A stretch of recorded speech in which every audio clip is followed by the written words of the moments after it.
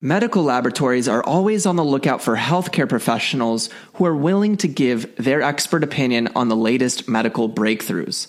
All Global Circle offers healthcare professionals the opportunity to shape the medical industry by participating in surveys that are relevant to their specialty. Receive $50 of sign-up bonuses and get paid for participating in studies by giving your opinion. Sign up today, impact millions of lives, and go to allglobalcircle.com. Welcome to the Happy Doc, the voice of fulfilled physicians, sharing life stories from physicians, health professionals, and entrepreneurs so that you can live your happy life.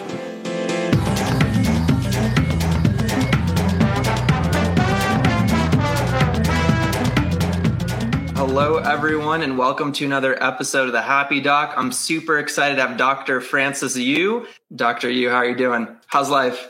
Life is fun. Life is definitely doing a lot of stuff and doing what I want and making sure I'm getting the most of it. Yeah. That's amazing. That's amazing. So we're going to hop into a bunch of interesting things that you've done in your physician career. But before we kind of get into that story, why did you choose medicine? A lot of it was definitely influenced by my family. They were immigrant parents. They go this route.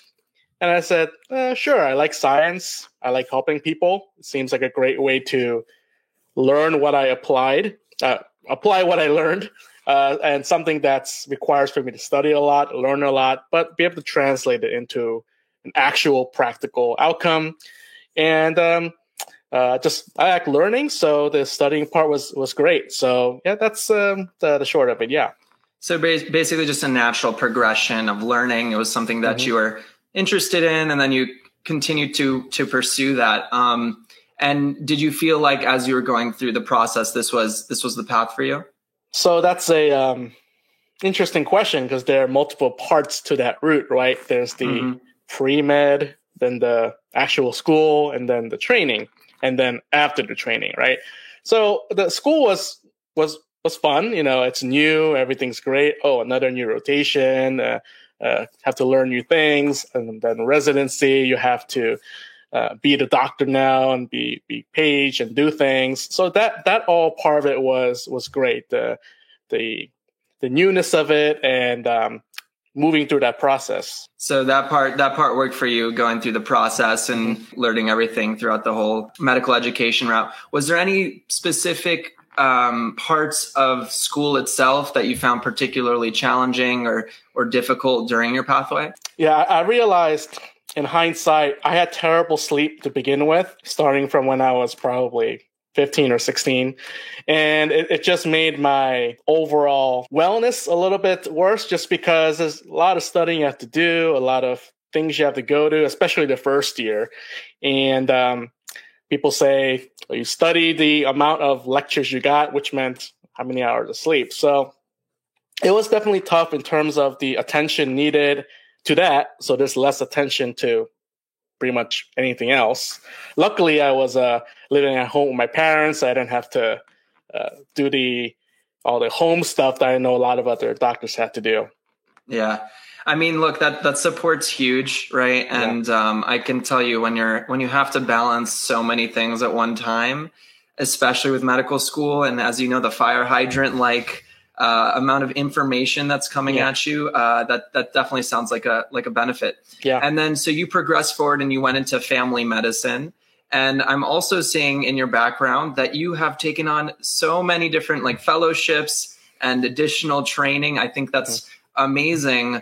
But I also understand that that's part of your path where you, at some point, it kind of sounds like you realized maybe you don't need to take on so much. So can you kind of paint the picture of, what made you pursue all the different fellowships you pursued? Yeah. Yep. Yeah. So it kind of goes back to when I was applying for residencies, right? I like all the rotations, but didn't love all of them, right? This was fun, but I don't see myself doing this for 10, 20, 30, 40 years. So I chose maybe the least committal residency, which was family medicine, which is you kind of get everything, but you get to work with people and the whole family. And my residency was a little bit different because there was a second training pathway built in. So I ended up being certified in family medicine and the osteopathic manipulative medicine. And then through residency and after, I said, hey, you know what? I'm kind of interested in learning different things. I don't know if I was bored or I just thought I didn't know enough. It's probably a little bit of both. So I did 300 hours of medical acupuncture training, got certified in New York State.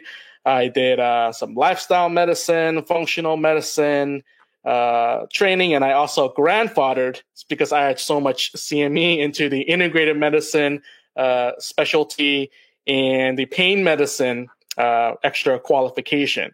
And I would say part of it was maybe I just felt unprepared to be a real doctor in the as an attending.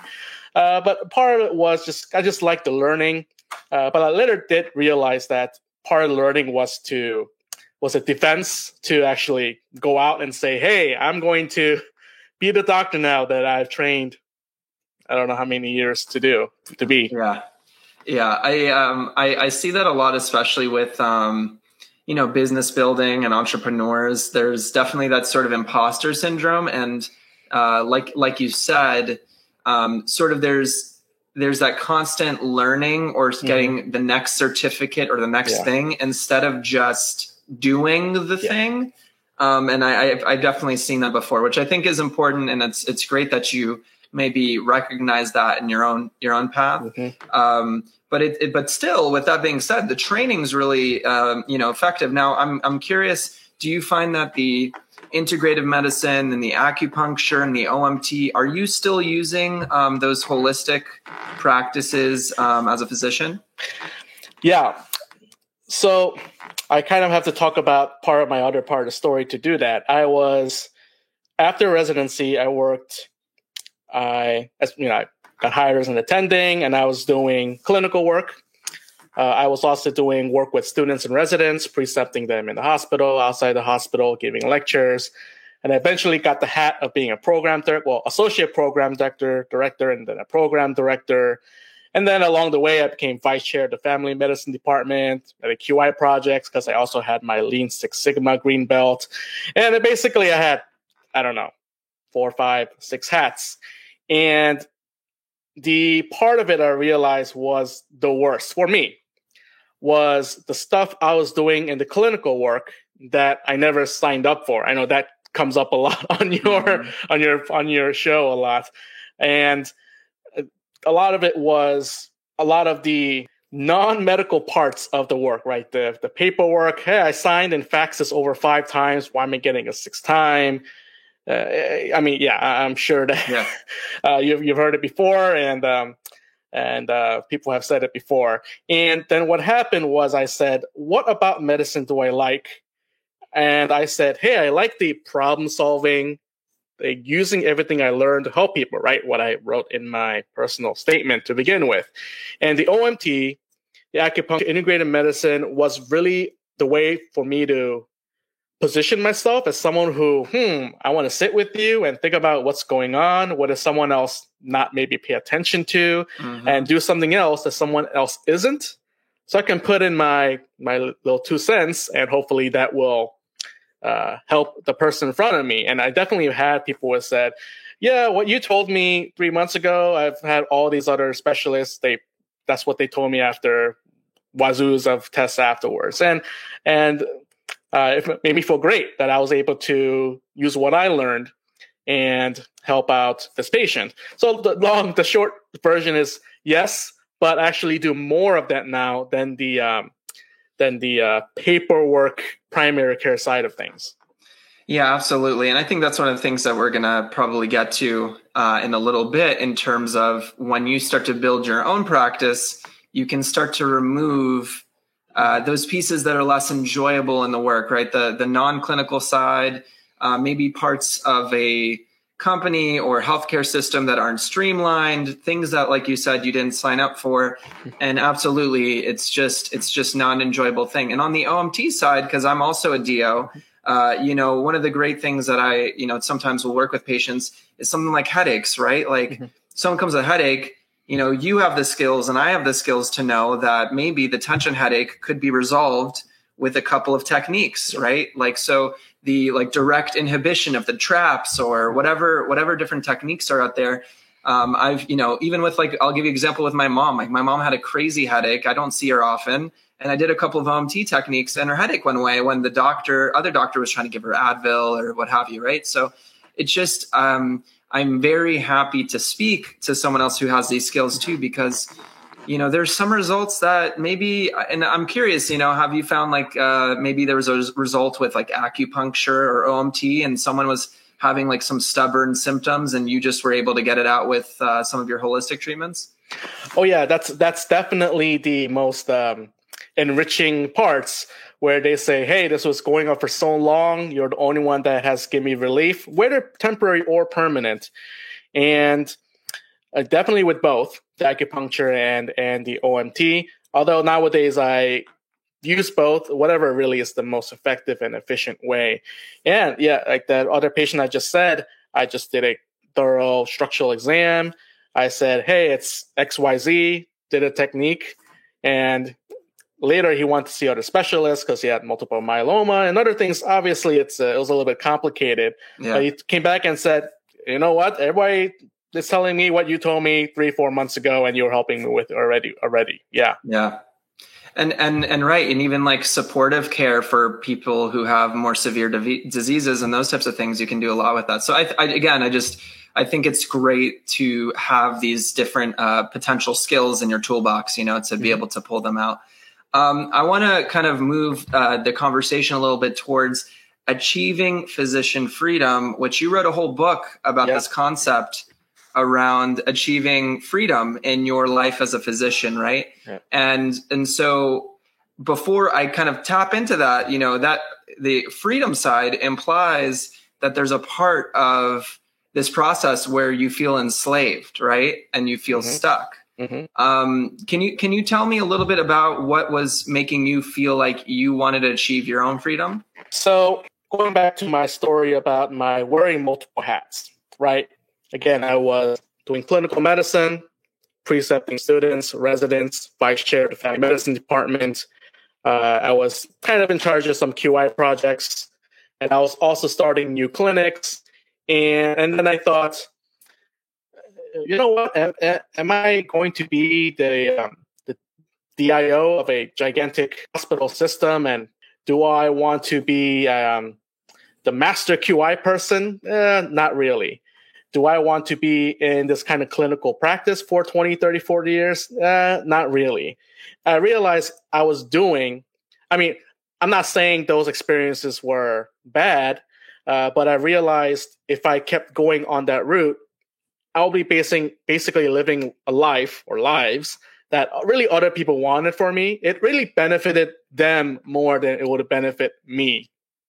And I know physicians are very good at making sure other people are okay and over themselves. And I thought what I am enslaved by is really what everyone else expects of me, their vision of what I should be like, right? This picture of the doctor. And that is something school does a lot, right? School, it's, let's say in elementary school, this person's A and this person's A. It's if you look from a distant situation, it looks the same. The same things go to medical school. Oh, this person got a whatever grade. This person got a whatever grade. Okay, they must be similarly passable. And when you get a board certification, it's great. That means you're certified. You pass all these examinations and this training. But another way to look at it is, let's say I worked as a family medicine doctor and then I died or I was fired. How do they find a replacement? Oh, okay. Family medicine board certified. It's just the easy way to say this is the bare minimum that I want you to be replaceable with. And that might be a little bit morbid and cynical, but it's a perspective that I think it's worth looking at. And I felt like that, replaceable. What impact am I really making? My interests, things that I want to do, what I want to spend my attention on to help people. I'm not doing enough of that. And I realized I was entrapped, but I was also entrapped by my own perspective of what was possible in life for me. I mean, what you just said is so powerful, and I really want to highlight that for a second, because I think what you just touched on is what a lot of people feel. A lot of people feel trapped by the expectations of their parents, of their relationships, even their own ideas of what they feel like they're expected to do, as opposed to what do I actually want to do in life? What do I actually enjoy? What are things that give me energy? What are areas of life that I want to pursue? And I think the kind of idea of the enslavement, it's almost like a mental enslavement of the expectations that medical culture and the process of professionalism and going into professional school does to you, right?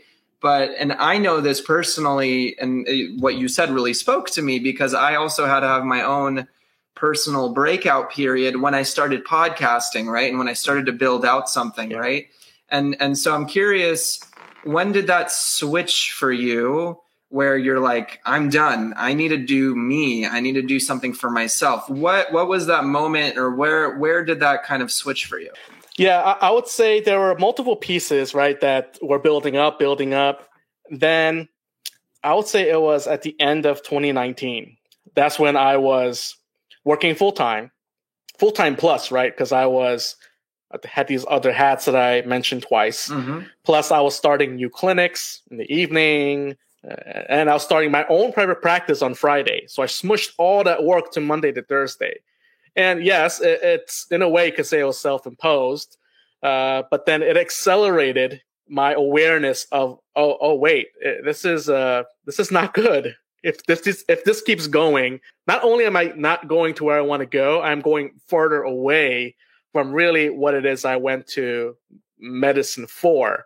And there were years of work I did internally, studying self-awareness and typology and all these things. And it finally added up and said, I don't know if it was a moment or a process, but I said, I think November 2019, by X date, which was July 2020, I am no longer going to be working for corporate clinical medicine.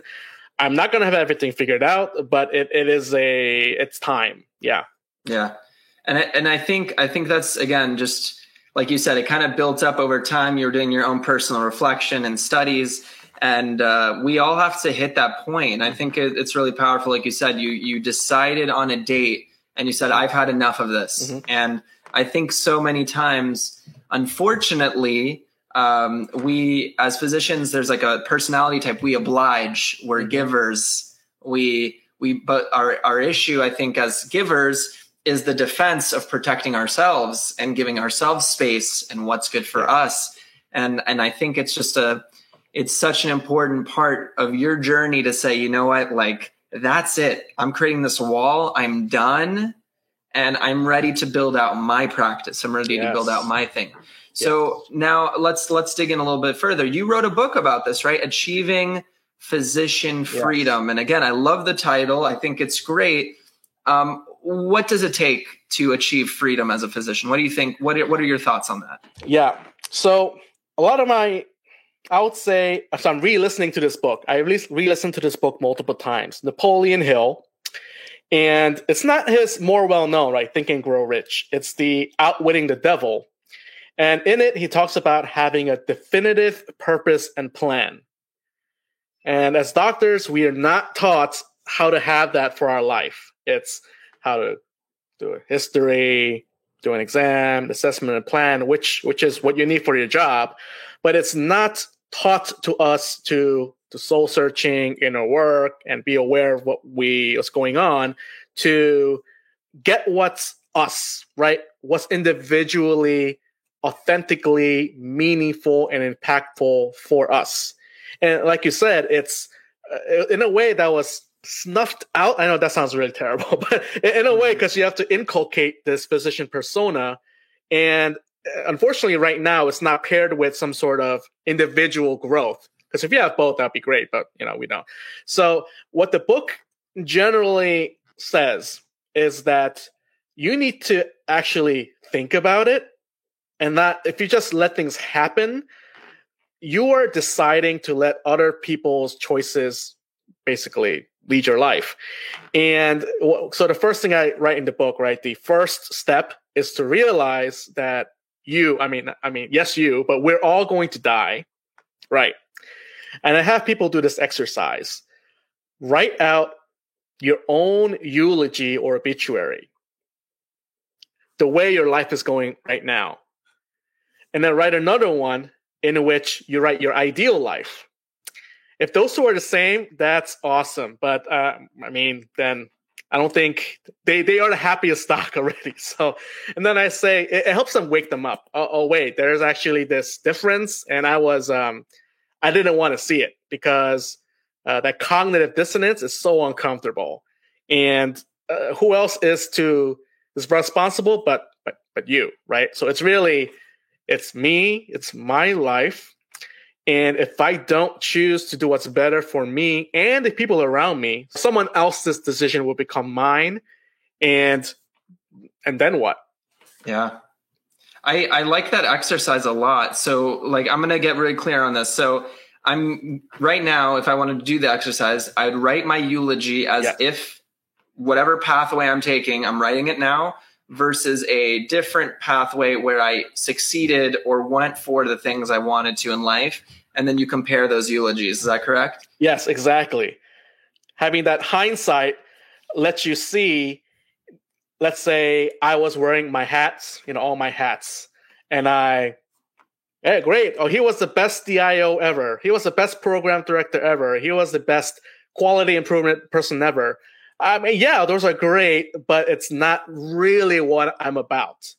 And it might make a lot of other people happy, which is great, but why not make yourself and people happy too? It's possible, right? I think doctors need to know that. It's not a win-lose, right? We can all win. It's if you're really doing what you love and helping people with that. Yeah, I love what you said. I called it something else mentally. I've come up with my own framework around this.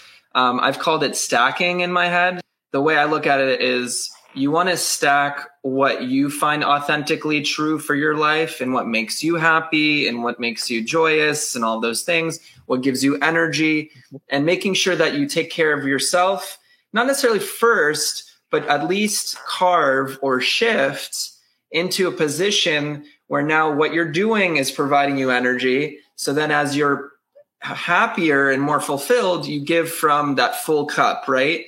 And then you're able to give from a place of energy as opposed to a space of lack, burnout, exhaustion, and all of those things, right? So have the eulogy exercise I really like. Have you found any other sort of analogies or exercises, or what conversations do you have with other individuals around starting to cultivate that inner fulfillment? The overarching theme is that it's hard because it's so uncomfortable. It's realizing, oh, whoops, that there's something that's not right, and there's something that needs to be different. And that's the what I said before about being board certified. As a physician and the others, it shows your credential. This person did all this work. They're great. But it also just means this person had met the same qualifications as this same other person. And each of us are not replaceable, right? But the school system and the residency training, to some extent, is to make sure you're all up to snuff, to make sure you're able to do the same things. But in a way that makes you replaceable, but we're not. So again, there's that dissonance between, hey, I'm one of a kind. I'm the first me ever. And am I going to not be me? Definitely the dying approach helps because I come from an existential philosophy background, and that's what I studied in undergrad, right? And this is a little bit more niche, but I'll mention it. So Friedrich Nietzsche, right? He is he's pretty well known. It's hard to not know who doesn't know Nietzsche. Well-known philosopher, absolutely. Yeah, exactly. And one of his concepts is the eternal recurrence. It sounds fancy, but all it means that imagine whatever you're doing right now, and then you die, time ends, and then time starts over. It's a mental exercise. That means when it comes to this moment again, you're going to do the exact same thing with the exact same outcome. And that's the mental exercise. Can you imagine yourself making the same sort of action with the same sort of result over and over and over and over again? It just lets you realize, oh man, I maybe I should think again about what I'm doing right now. So that's kind of his existentialism in a nutshell. It's really what matters to you. Are you doing something that matters to you or not? Or even something that's the opposite of what matters to you, which is, I would say, a big component of the burnout, which, everybody talks about. Well, it kind of reminds me, right? Like we're all kind of, I hate to say it like this, but there's definitely like there is a game-like quality to life. And is this the game you want to keep playing? Like, do you want to keep running this game? Or do you realize maybe I want to step out of this maze and do something else, right? And I think, often, it's an analogy, but oftentimes there's a point where you should have said enough, and your, whatever you want to call it, your soul, your spirit, your inner self knows that you've had enough. It's crying. You're exhausted. You're waking up, you're depressed. You're not looking forward to waking up in the morning. You're not looking forward to your work.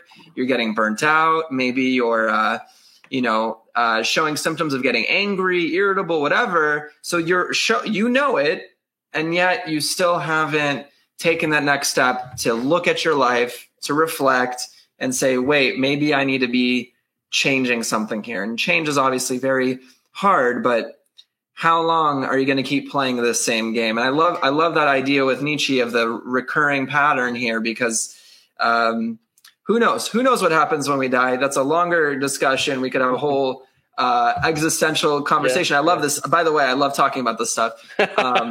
So you're in the right crowd here. But with all of that being said, at the end of the day, I wouldn't say just change, because the conversation we're having is not simple changes. What we're almost talking about is a philosophical or internal change, and these types of changes can be very difficult, right? So the change that goes from being a teenager to an adult, or the change, like it's a metamorphosis in a way, and a transformation of your character, and that change, the change we're talking about, is very hard. It's not just these are very difficult decisions that you meet at different times. Like, for example, the decision with you to transition from, regular, what we'd say normal clinical care to a direct primary care practice, right? That is a big shift. I'm curious how that change has, altered your perspective on practice, and how that's, either made you more fulfilled. Like, what was that change like for you? Yeah. So I went into medicine thinking, oh, I'm just going to do the doctor stuff, and I'll get paid, and that's the end of the day. That'll be great. But I realized there are so many people in between me and the patient. And it's not like I wanted to spend all this time. Oh, I have to learn business entities and find a malpractice carrier, but I did it to get to where I wanted to get to. And it's so in the other part of the book, I guess going back to the book, is once I or anyone decides this is kind of where I want to go, all you really need to know is finding out what the next step is, right? If I want to find out how to start a private practice, I just have to, Google it, ask someone, look it up. It doesn't. You don't have to say, "Oh, the next day." Is it really that easy? Yes and no, because every time you do the next step, you just find out what the next step is. If you look 10,000 steps ahead, but then if you all you have is today and right now is, hey, what can I do today to get me closer to that vision, dream, goal, whatever it may be. And for me, it was, I want this kind of practice. It's not going to happen overnight or a year, or maybe even 3-5 years.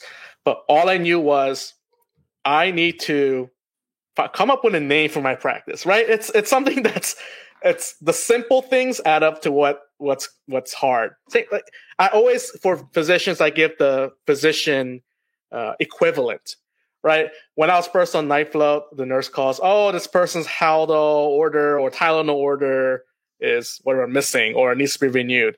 And I we'll look up, well, what's the dose for Tylenol, But after you write the dose for Tylenol, I don't know, 5-10 times, it's, oh, okay.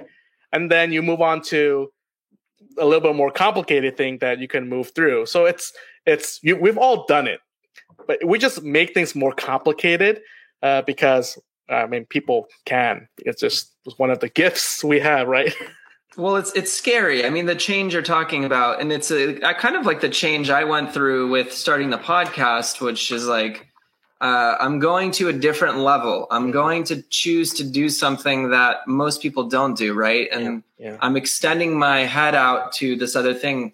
It's very anti the process that we went through. The whole process we went through has been following the bookwork, doing all the, doing everything right. Don't have any marks on your record. Don't be a delinquent. Constantly get good grades, and now all of a sudden you're risking that next step of maybe going to that direct, primary care practice or whatever. So I do think I don't think we've ever exposed ourselves in that way. So if you've never done that, it can be really challenging. Did you have a mentor or anyone that you've been following to help you with this? Yeah, I definitely had multiple non-business entrepreneur mentors. My program director, they were all great helps. But it was really the beginning of 2020 when I decided, hey, I got to change something. I started looking for actual people to call. I'm great at signing up for online courses and finishing a lot, but not all of them. and I signed up for a lot of Dr. Mike Wu-Ming's Bootstrap MD and learning a lot of those things. And I also signed up for the Tony Robbins Dean Graziosi program. I forgot what it was called. And Ramit Sethi. KBB one? Yeah, KBB. And Ramit Sethi's the I Will Teach You to Be Rich guys. It was called Zero to Launch, but he changed it to His book is great. Yeah. It's a very good financial book.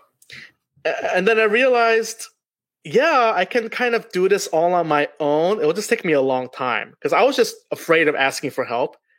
And then actually, one of your recent guests, Dr. Christopher Liu, he was doing an interview with Dr. Mike Wu-Ming, almost kind of like just like this. And said, oh, what is your blah, blah, blah? Oh, I do this, this, this. I said, let me look him up. He says, oh, I have a coaching call available. I called him up, and then it was not something I ever did or found comfortable.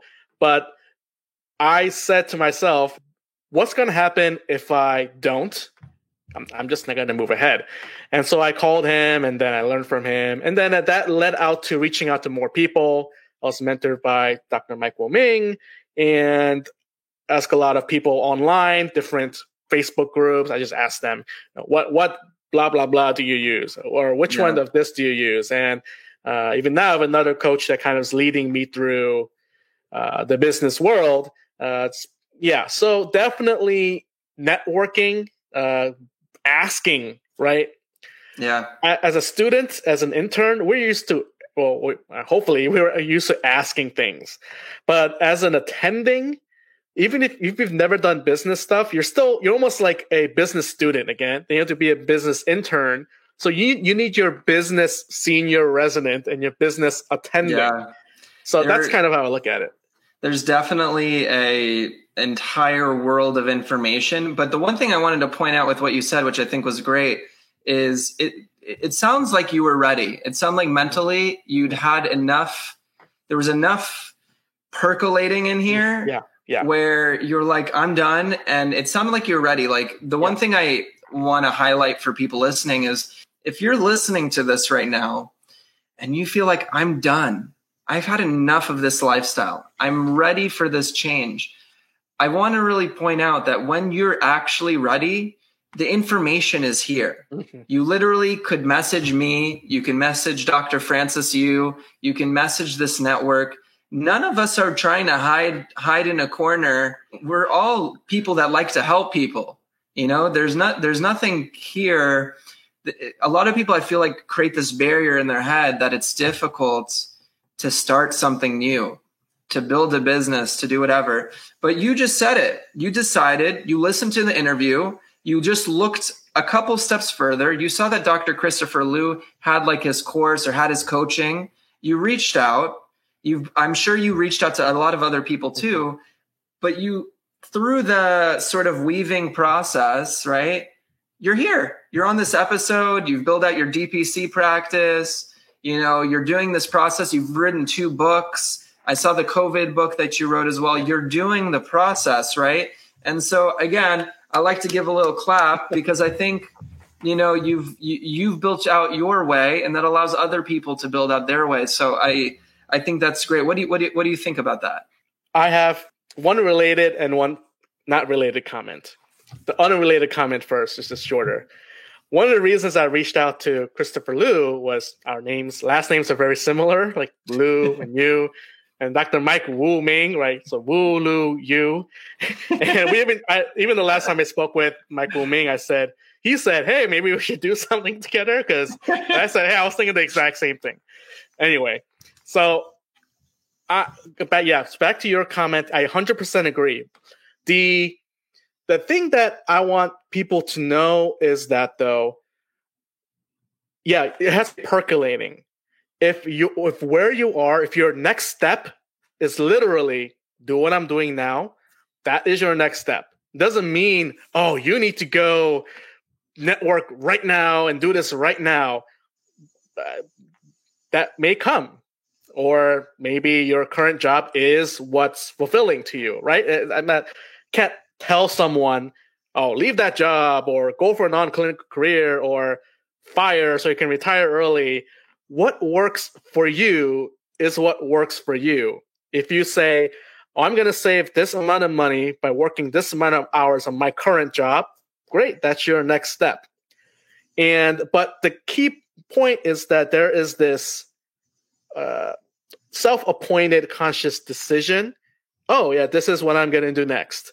And I think that's the next point that I can make is you have a choice, right? And it's when we realize we have a choice that you can stop and say, oh, wait, it's almost like Matrix, right? You can, I can actually see what's going on in myself. And that's really ultimately, I would say, most important thing that's important is being aware of where you are, who you are, and what's going on. And then realizing your choice, you can choose. A lot of choices may be bad, but you can still choose. Or you can decide, you know what, I'm going to do this thing that no one thought even was a choice. But I'm going to still be responsible because it's going to change my life to whatever it may be. Now, so that's kind of another point is we tend to hold ourselves in thinking, we only have this choice, this choice, this choice. One of my favorite, and I'm kind of on a roll here, but one of my favorite stories is Dr. Netter, right? I don't know about now, but when I was a medical student, everybody knew Dr. Frank. Yeah, they're still using Netter's anatomy. Okay. Yeah. So if you look at his biography, I looked at Wikipedia, but I tried to find other sources. But essentially, he liked art before medicine. And he said, and then he kind of went into medicine just because of different circumstances, influences. And then he still later said, I kind of still want to draw stuff. So he started drawing stuff, and people like this art. And then someone wanted to buy his set of drawings. I'm going to make up the number because I don't remember. He thought they were going to buy the entire set of, let's say, 5 drawings for $500. He was paid $500 for each drawing. And he said, okay, I love drawing. I love art. I love anatomy. I don't know if you love anatomy, but I'm going to do this. It's making me money and I'm happy doing it, right? And I loved how he was able to use his interest and his medical background, right? He leveraged both. And I hope he was happy because he drew plenty of medical art and influenced how many physicians, right? It's who doesn't know that name? Maybe one day we'll all go to. Well, his drawings are beautiful. I mean, and you really do get to understand the anatomy through what was his authentic skill. Yeah, and he decided, do something that I get paid for and I love, and I get to use my medical degree versus practicing in a way that I don't want to. Yeah. So I really like his story because it's so simple and everybody knows him. So yeah. Well, it's a very powerful example, and it kind of points back to what you were alluding to a little bit earlier, which is when we have these big choices or decisions or things that we can make, you have to start to have, like you're talking about the Matrix, you have to develop your awareness. Yeah. So at some point with Netter, I would imagine he'd had a switch where he had an awareness. He was like, wait a second, I'm pretty good at this thing. Wait a second. People are buying this thing. Maybe I can use what I know and make a lot more of this. And now we all know a Netter's Anatomy book. So I think that's just a really powerful thing. And look, he had a choice. He didn't have to do it. Yeah. He could have stopped. He could have continued medical school and medical training and all that stuff and never drawn another more, had his own personal drawings and whatever. But, so I think it's a good illustration of that piece of letting it come to you when it comes and taking advantage of it when it arrives. And one other thing I would add is that, and now see how many people he influenced. And in your shoes, your listener, viewer, what if by not pursuing your best authentic self, you're actually preventing others from benefiting from what you can offer? So that's another lesson from his story. Yeah, that's now we're talking about like an existential crisis here if we don't fulfill our ultimate being, right? It's a great question. Look, I love philosophical conversation. I could do this all day. For the sake of time, Dr. Yu, I've asked you a lot of questions. Was there anything during this conversation, that you wanted to make sure you imparted to the listeners? Yeah. So, like I said before, but I want to reiterate, is that physicians are taught how to be physicians, but are not taught how to be themselves. A lot of the solutions to wellness burnout is do this program or leave your situation. I mean, maybe that's helpful, or change the system. Okay, that's great. But what I want to emphasize is, as an individual, you are you and no one else. And the solution for you is you being your best self. And all these solutions and options, they're there, but really it's there for you, right? You're not there to chase down all these options. It's to, I'm getting existential again, but yeah. So learn yourself, and that's hard because we weren't taught how to. But there are resources for that too, and yeah. So that's the main thing I wanted to reiterate. No, it's great. I mean, look, I'm 100% with you. Learn thyself, understand thyself, right? And so you can then use your knowing to then take advantage of life in the way you choose, as opposed to the system, the impressions of others, and all these people coming at you, trying to control your life. And I think ultimately that's what we're all looking for, is that autonomy and that control. So I think, you bring up a fantastic point. Dr. Yu, how do people find out about you? Where can they reach you? Yeah, so on social media, everything is Dr. Francis Yu, so DrFrancisYoo. My Facebook is my main living ground. That's where I messaged you, and this is where I am. Either my profile page, you can friend me, my page, Dr. Francis Yu, my Facebook group, Physician Freedom, Living Your Authentic Physician Life. You can email me, drfrancisyu@gmail.com. And the website that's actually being built right now, will be up soon, is drfrancisyu.com. Amazing. So we'll have all of those links in our show notes. Dr. Yu, thank you so much for your time. I'm looking forward to talking to you again. And everyone, thank you so much for watching and listening to the Happy Doc podcast. Take care. And that's the episode for today. I want to thank you so much for listening to the Happy Doc podcast. Again, this is a podcast that is going to inspire you as a physician, as a health professional, as an individual to be fulfilled in your life. So please look out for the other episodes in the Happy Doc. If you enjoyed today's episode, please leave a 5-star review on the podcasting application of your choice. You can also reach out to us by emailing thehappydoc1@gmail.com. I'll see you on the next episode.